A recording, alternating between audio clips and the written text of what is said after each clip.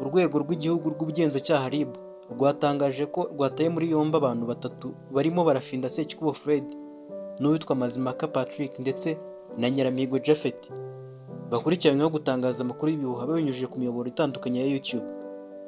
Aba bantu batawe muri yombi kuri uyu wa kane tariki 29 Mutarama 2026 bakurikiranyweho gutangaza amakuru y'ibihuha ashobora guteza imvururu mu baturage.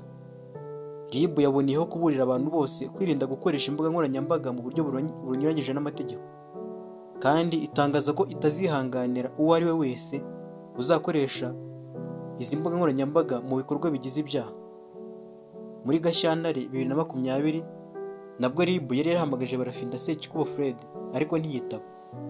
Ku itariki ya 11 Gashyantare 2020 arafatwa anasabwa ibisobanuro ku byagombaga kubazwa, aza no kujyanwa gusuzumirwa mu bitaro by'indwara zo mu mutwe Indera.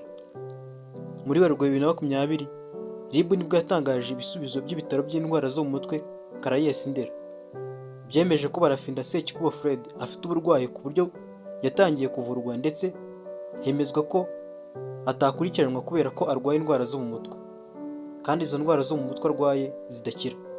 Muri Nyakanga 2020 nabwo RIB yatangaje ko abaganga bemeje ko uburwayi bwa Sekikubo Fred Barafinda ari karande, isaba abakomeza kumukoresha ibiganiro bazi ko arwaye indwara zo mu mutwe kubihagarika. Ku itariki 16 Kanama 2017 nabwo Barafinda yabwiye itangazamakuru ko yigeze kumara igihe avurirwa Indera Caraes, ahakurikiranirwa abantu bafite indwara zo mu mutwe zitandukanye, ariko ntiyasobanuye igihe yayigiriyemo cyangwa se n'uburyo yahavuye.